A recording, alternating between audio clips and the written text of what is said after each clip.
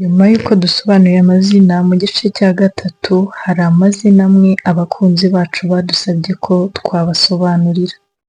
Muri ab'agaciro kuri twe, niyo mpamvu twafashe umwanya kugira ngo dusobanure ayo mazina.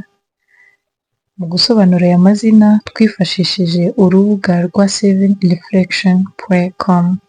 Nguhaye ikaze niba uri mushya, ngushimira by'umwihariko wowe udahwema kubana nanjye. Izina rya mbere ni Bwandini. Bwandini ni izina rihabwa abana b'abakobwa rifite inkomoko ku izina ry'Igitaliyani Bwandina. Bwandini risobanura igikunzwe. Ngo ba Bwandini bagira amarangamutima menshi, ngo kandi ngo bakunda guhagarara ku byemezo byabo. Ngo bakunda guhirwa mu buzima, ngo ni abantu bakunda gusabana, ngo bakunda kuyoborwa mu rukundo, ngo kandi bakunda gushima. Ngo bakunda kwigenga, ngo kandi bahora bashakisha ibintu bishya. Ngo bamenye icyo bashaka ndetse n'impamvu bagishaka. Ngo bakunze kuba abayobozi, abantu bakora za analyse mu bijyanye na bizinesi, ngo bakunze kwamamaza ndetse ngo bavamo abasiyantifike. Ngo bahora bashakisha amahirwe, ngo kandi bakayabyaza umusaruro. Ngo bakunda kwerekana cyane ko bashoboye, ngo kandi bakunze gukura ari abanyabwenge. Ngo bakunze kwiherera cyangwa se kuba bonyine kugira ngo babashe gutekereza neza. Ngo kandi usanga ari abantu bafite umwihariko mu mitekerereze yabo. Izina rya kabiri ni Audrey. Audrey ni izina rihabwa abana b'abakobwa, rikaba rifite inkomoko muri German, rikaba risobanura imbaraga. Ngo iri zina ryarakunzwe cyane mu mwaka wa 2013, aho ryaje ku mwanya wa 30 mu mazina akunzwe cyane ku isi ahabwa abana b'abakobwa. Ngo ba Audrey rero bakunze gukundwa cyane, ngo bitewe n'uko baba bateye mu buzima busanzwe. Ngo barihangana, bazi gutega amatwi, ngo bazi kwita cyane mu buryo bagaragara mu bantu, ngo kandi batinda cyane mu kwambara kubera ko ngo bakunda gusa neza.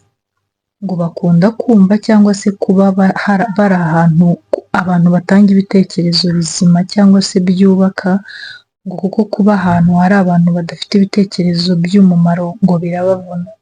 Ngo ni abantu bakunda gusangiza abandi ubumenyi bafite. Ngo bakunze kubabara cyane iyo umuntu bari bizeyeho gukora ikintu cy'ubuhanga abahindutse.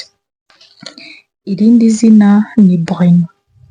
Bruno ni izina rihabwa abana b'abahungu, rikaba rifite ubusobanuro mu izina ry'Icyaremanye Armor cyangwa se Brun, risobanura brown, ngo mu Kinyarwanda rikaba risobanura umurinzi.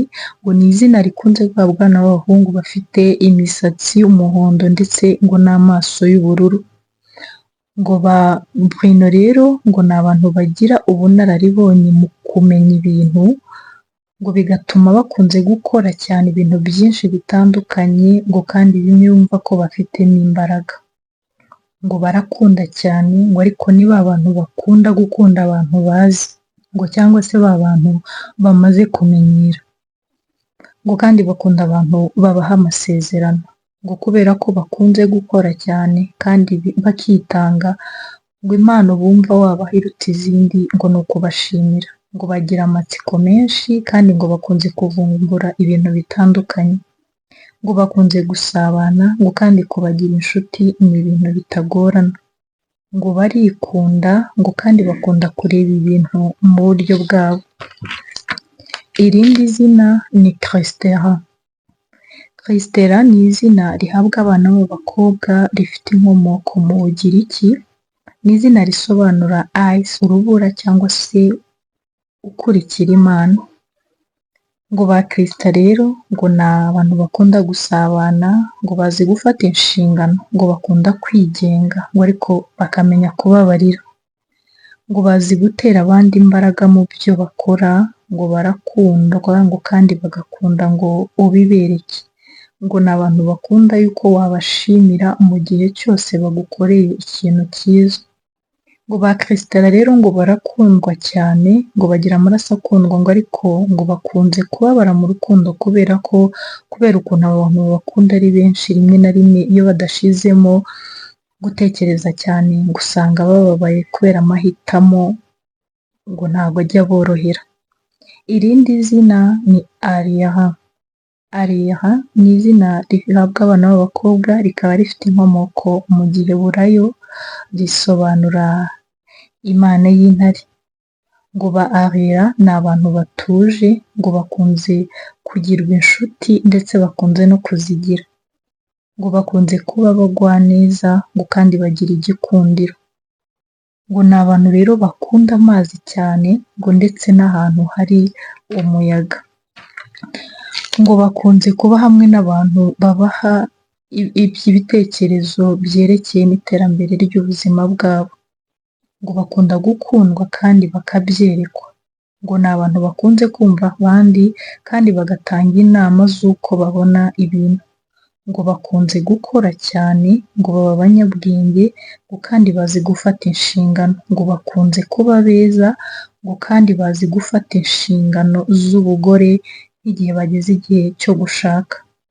Wakoze cyane kubana nanjye, aya niyo mazina naguteguriye uyu munsi. Nawe niba hari izina wifuza ko tugusobanurira waryandika muri comment.